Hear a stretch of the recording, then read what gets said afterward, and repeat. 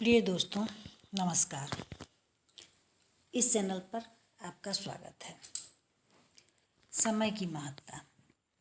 समय देव का रथ तेजी से भागता जा रहा है।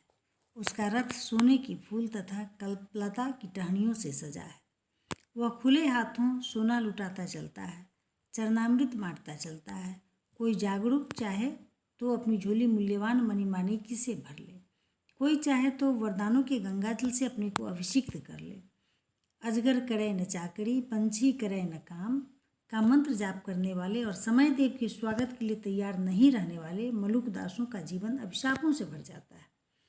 सुख सुविधाओं से वंचित नरक का कारागार बन जाता है। आखिर यह जीवन है क्या? कुछ क्षणों का जोड़ ही ना। प्रत्येक क्षण मानव को परमात्मा द्वारा दी गई सबसे बड़ी पूंजी है। एक एक क्षण की पूंजी यदि हमने गंवा दी तो जीवन का कारोबार ही चौपट हो जाएगा।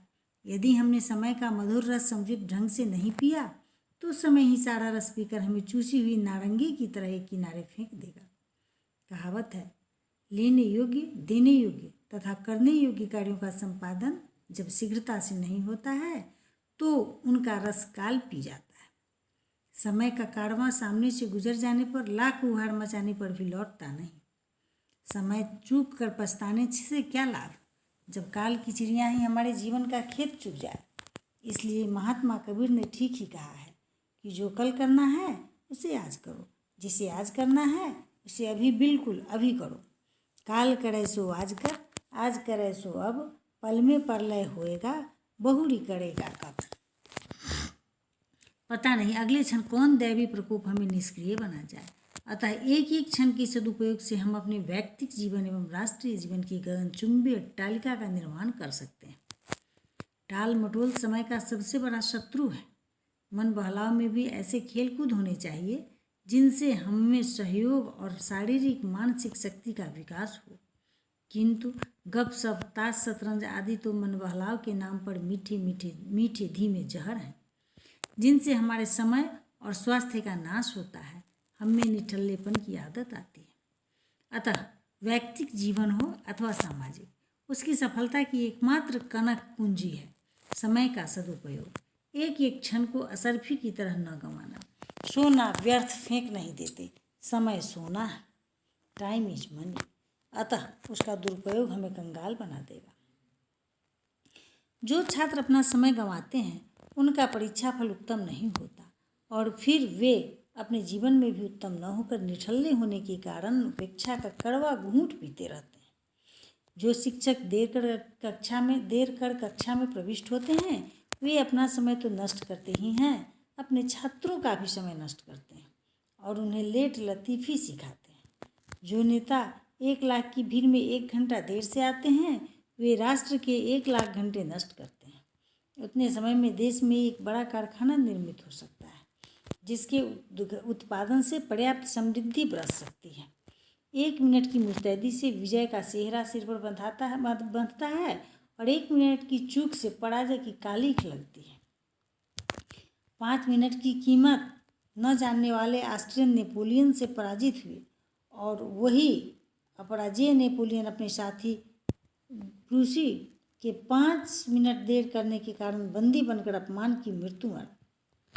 हम राष्ट्रपिता महात्मा गांधी की पूजा करते हैं। हमने उनकी कमर में लटकती घड़ी देखी है। यह घड़ी उनकी जीवन संगिनी थी। वे घड़ी घड़ी की कीमत इसी से आंकते थे। क्षण का काम उसी क्षण पूरा करते थे।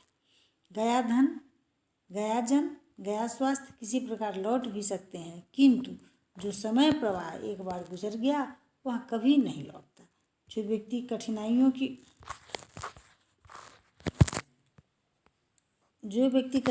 की छाती चीरते हुए, आलस्य की दीवार तोड़ते हुए, तेजी से छलांग मारते हुए समय की रेलगाड़ी पर सवार हो जाते हैं वे अपने गंतव्य पर पहुंच ही जाते हैं, अपने लक्ष्य की प्राप्ति कर ही लेते हैं।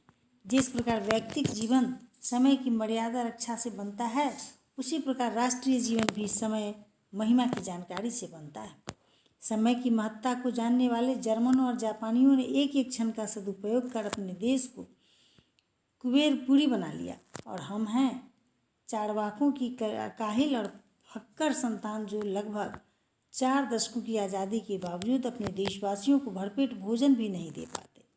एक मुट्ठी सड़े दानों के लिए हाथ पसारे बिलखते बच्चों के चित्र विदेशी अखबारों में छपते हैं और हम उपहास के पात्र बनते हैं।